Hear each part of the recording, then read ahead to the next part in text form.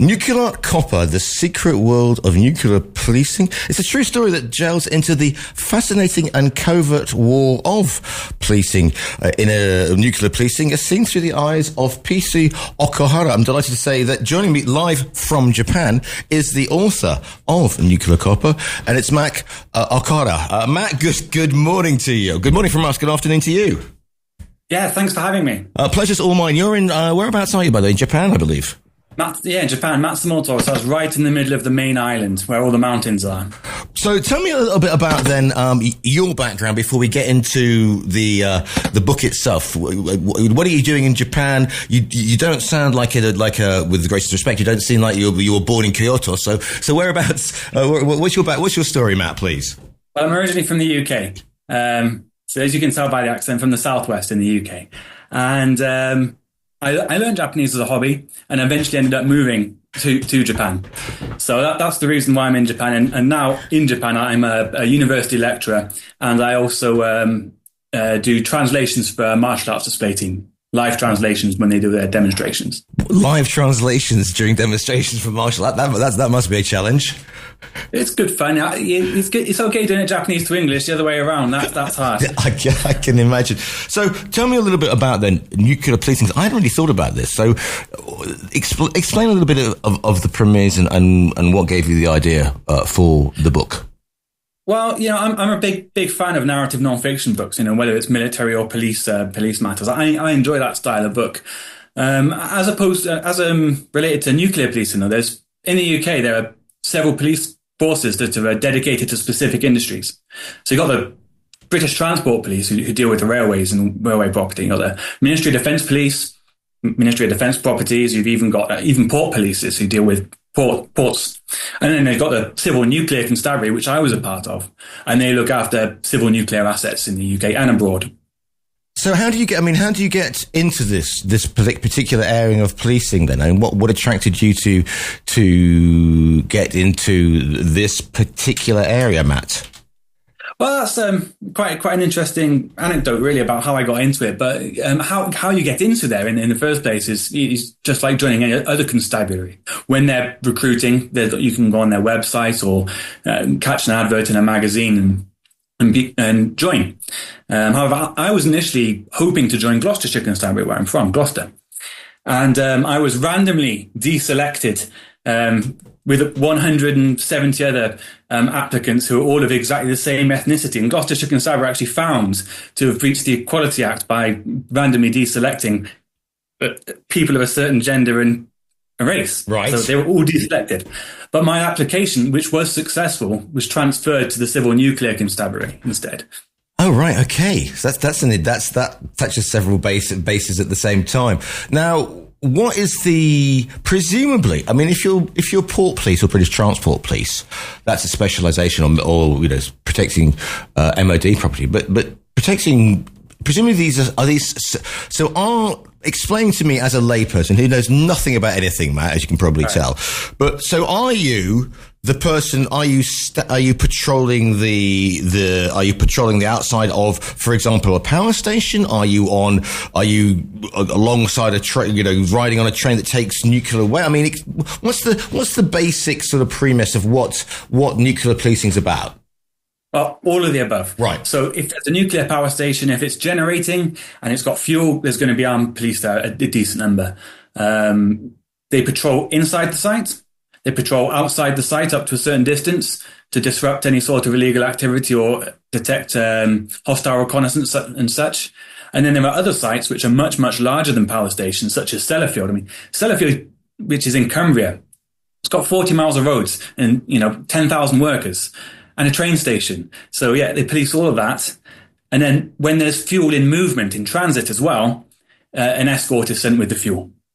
And presumably, because this is such an emotive subject, you say, I like the way you say, if there's sort of disturbance outside, because, I grew up, and, I'm a little bit older than you, Matt, but I grew up during the 80s, and it was great. It was obviously, nuclear power was a very, pardon the pun, a very hot subject.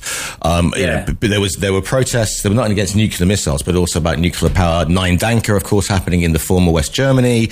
It was seen as something, and so there would be protests. So, back in that you have, I suppose there are two levels of this. You have the people who will stand out mainly sort of trying to disrupt or make their point peacefully with placards and whatever. That's number one that you deal with. And then, of course, you have a more insidious threat, which is from people who want to do wrong or obtain these materials for their own nefarious needs. That's right, yeah. So if it was a general policing matter, such as protesters, for example, normally the civil nuclear constabulary response would be minimal and holding on to its armed response capability on site just in case a terrorist attack would follow up at any time. It would be handed off to the county constabulary as soon as possible. So take, for example, where I worked in, Hinkley Point, because Hinkley Point's being built right now. If there were protests, and there have been, Avon and Somerset Police would send their people to deal with the peaceful protesters because they've got a right to do it.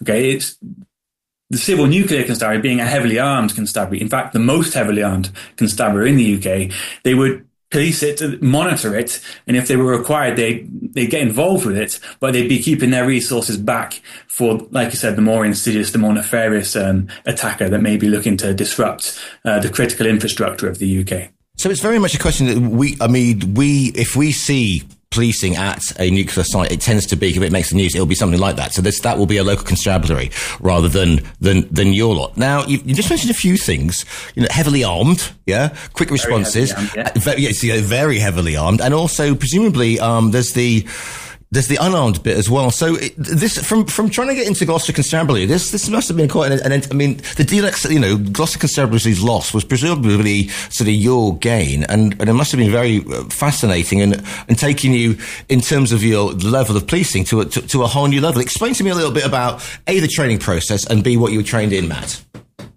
Well, luckily, before joining the CNC, I was in the army. I did a stint in the army, and I went to Iraq with the army, so I was used to handling firearms and sort of patrolling in dangerous situations. And I suppose my ambition would have been to be a firearms officer at Gloucestershire at some point. But joining the CNC, you're a firearms officer straight away. Everyone is a firearms officer. To get into a non-firearms role, you mentioned non-firearms roles, you would have had to been in for a few years and look for specialization. For example, general training or detectives, for example. They're not necessarily required to carry guns, and neither are senior officers. But a good 95% of the constabulary carry out armed duties.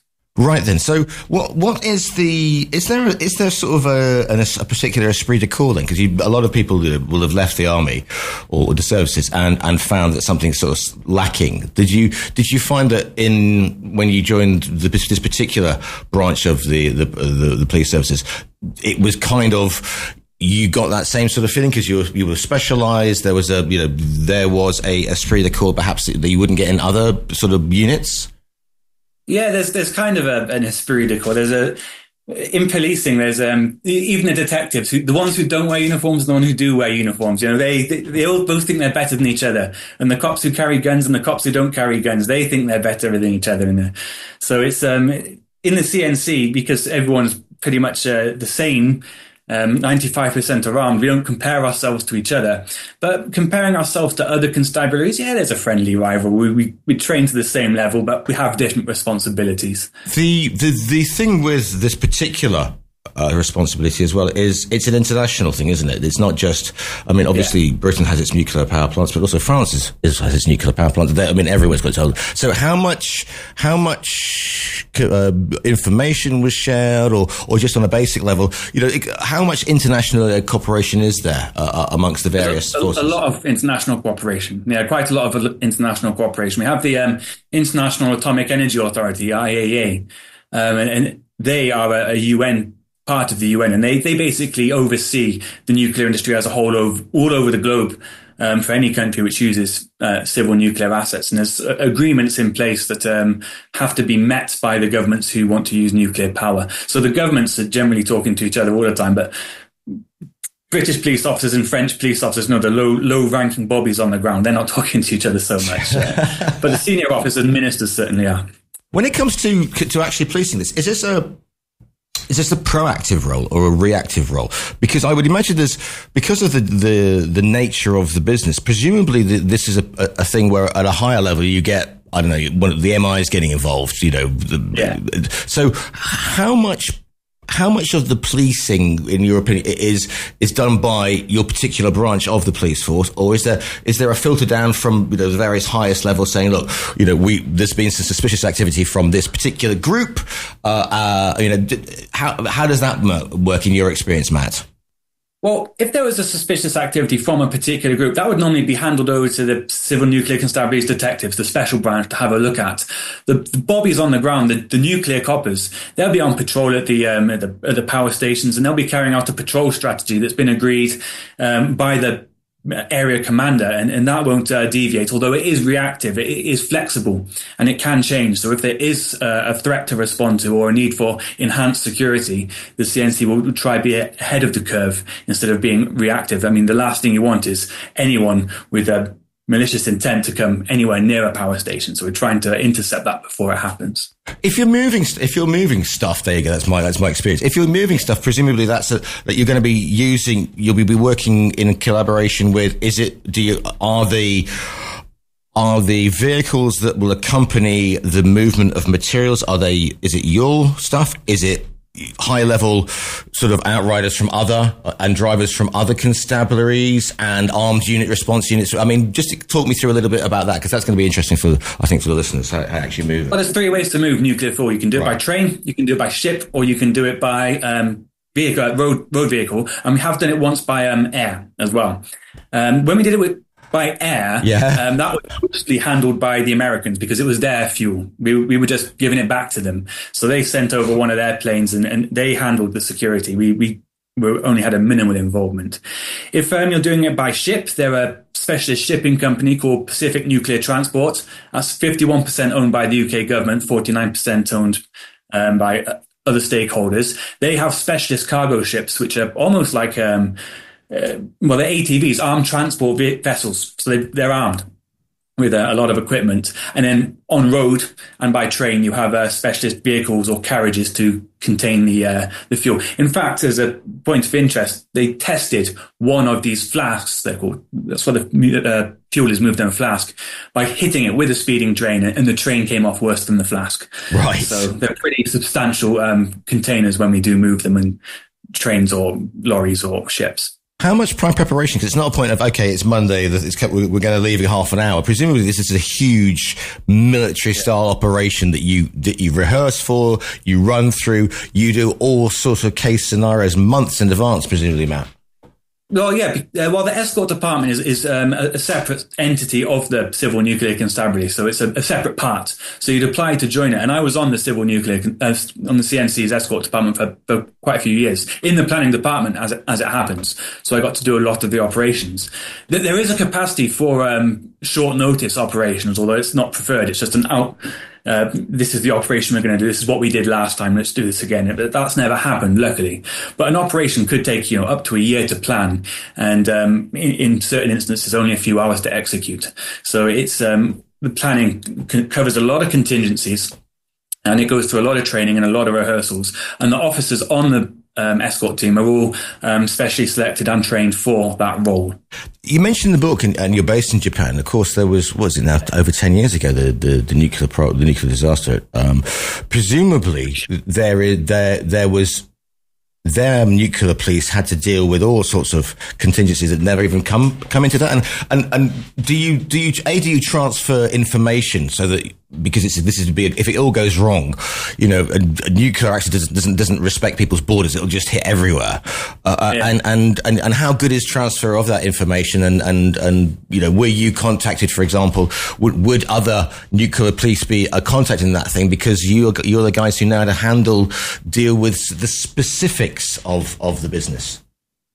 Well, the CNC is the UK's entity for nuclear security, and the American Department of Energy, they've got their own part, and the national police in Japan, they have an equivalent of the CNC to deal with. If they want information from us, well, first of all, Japanese, as I can tell you, it's not an easy language to understand unless you've done it for quite a while. So it normally tends to go up to ministerial or government department level and then come back down when there's a query. But information sharing, like I said previously, is handled by the IAEA, the International Atomic Energy Authority, which is a component of the UN. Presumably, if you're working in this, it's the qualities of being an officer working in this particular department is, you've just got to focus on the job in hand.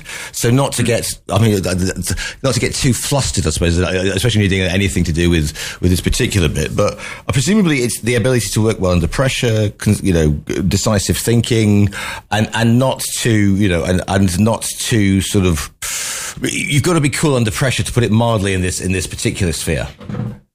Yeah, I think that's all good qualities for a police officer in general. But with the civil nuclear constabulary, everyone is also a firearms officer initially. Yeah. So they're not just tested on how accurate they are when they're shooting or how skillful they are with their tactics. They're also looking at the strength of character of the recruit as they come in, to see whether they are actually suitable to be an officer and operate under the intense stress. Because in the CNC, a good day is when nothing happens, and we have a lot of good days. We don't want anything at all to happen. But there have been occasions when the CNC have had to get involved with either general policing instance or security instance, and you have to be able to change from this person that was on guard duty, essentially, or on a simple patrol, straight into a response mode. Whereas the Home Office and county forces, they tend to be a lot busier and have tasks set for them for the entire day. You see, that was going to be my next question. Was, what's the high point of the work? But in a role such as this, the high point of the work is a day when nothing happens, rather than. But there must be, like you said. Yeah, but there must be situations where, because otherwise it would get not monotonous, but do you know what I mean? There has to be. Presumably there has to be, is it the planning and execution perfectly of the removal or the transfer of nuclear materials from one space to the other? Is it a policing operation that goes, without a hitch? Is that the high point that makes a difference? That's what you're aiming for. Of course, you're aiming for a perfect execution, which it never happens. Of course, there's always points that come up when we do a debriefing of an operation. But so long as the fuel gets from A to B without any problems, then that's a good operation. And if it's at a power station, if nothing happens, if there's no threat to the station, then that's a good day as well. How long is the shift then? I mean, do you get weeks on, weeks off? How does it work? And is it sort of a 12-hour period? Yeah. It's 4 on, 4 off. When I was in, certainly, I've been out for a few years now, but it was 4 on, 4 off for 12 hours. So you did 12 hours on, 12 hours off, 12 hours on, 12 hours. Then you swapped to night shift, 12 hours and 12 hours, and then you get your rest period. Provided there wasn't any overtime, of course, which there occasionally was. Yeah. And does it breed? I mean, all forces have a humour. I mean, you were in the army, you knew what their humour is like. So is there a particular humour in, I'm not talking sort of Homer Simpson popping a rod down somebody's back when they're not looking, but I mean, is there a particular humour have you found in this particular? Well, they say, it says things like, wouldn't you rather be a police officer instead of a nuclear police officer? Well, someone's got to keep an eye on it. Yeah, very good. Yeah. Well, I mean, when you write a book like this, presumably you need clearance. I mean, you can't be spilling out. And by the way, we keep it in that, yeah. Yeah, that must have been fun. I mean, when you say you're going to write this, did suddenly sort of alarm bells go off with your former colleagues and say, "Oi, Matt"? No, actually, interestingly, I wrote the book and the manuscript, and I contacted the constabulary about a year before it went to publication, so a good 12 months before. And then the agent came back to me and said, "Oh, you didn't tell us about that." And I kept the email because I knew they'd say something like that. I said, "Hang on, you just wished me well last year. You said good luck with the memoir." So they've seen it and cleared it, yeah. But it's nothing useful in there if someone was looking to attack the UK. Do you miss it? Was it part of your life, like your army, like your service? Is it part of your life that you're glad that you did, but it's built you to make to where you are now, as it was? I really enjoyed being in the civil nuclear constabulary, but I speak Japanese and I wanted to move to Japan, and I'd done just about everything I wanted to do. So yeah, I ended up putting an end to that chapter and starting a new adventure on the other side of the world. So what are you hoping that people will take from Nuclear Copper then? Well, I think it's quite an interesting read because it's something no one ever talks about. It says the secret world of nuclear policing. The only reason it's secret is because people don't know much about it. There is a civil nuclear constabulary, and they do have specific operations, and it's interesting, and it's also, I think possibly a good tool for people who are interested in looking into get into the CNC, because it's a candid look at the kind of activities that the coppers get up to. Because it's the thing, I'd never really thought about this, and then of course, obviously, you're not going to say, "Oh, Perkins, you can stop sort of walking around the streets of Portishead or whatever, and you're going to look after Sellafield." I mean, obviously, it makes sense. Yeah. I hope it does. Like I said, I like narrative nonfiction books, and I try to write it with a decent sense of humor as well. So if people are just want a good read, something that's entertaining, I've tried to keep it as entertaining and lighthearted, but also touching on the serious side of the nuclear policing. If people want to follow you or find out more about you or the book and say nice things to you, Matt, where's the best? I mean, do you do social media? Is there an Instagram? Are you TikToking from Japan? I mean, where's the best place to find you? All right. Well, if I'm TikToking from Japan, that's my samurai shooting thing. So if you speak Japanese, you can look me up on TikTok. Your samurai shooting thing? Yeah, we've got it's the martial arts team I just interpret for. They were armed with guns and samurai armor, but the guns were made in like the 1800s. So I are we talking muskets here then? Are we talking basically a Japanese version of a musket, which is called a teppo. Whoa. So we use those. In fact, now that the cherry blossoms will rise, this Sunday is the start of our shooting season. So if people are interested in that, yes, find me. You can tell I probably am. Yes, go. Yeah, sorry, yeah. Where can we find you on that then? That's Gun Samurai. So the word gun and the word samurai. So that's on every social media. And me personally, my writing account, because I'm trying to think of new ideas for other writing. So Nuclear Copper is just me, Matt Okuhara. Okuhara. And you'll be able to order the book via our own virtual bookstore. Matt, I think I'm going to get you back on to talk about this samurai shooting at more thing, because that's just pinged all my little anorak buttons, as it were. But this book is called Nuclear Copper. You can order it via our website. It's The Secret World of Nuclear Policing. It's by Matt Okuhara. Matt, thank you so much. It's been fascinating to speak to you today. Thank you very much for having me. The Remix, a recap of the best interviews of the week.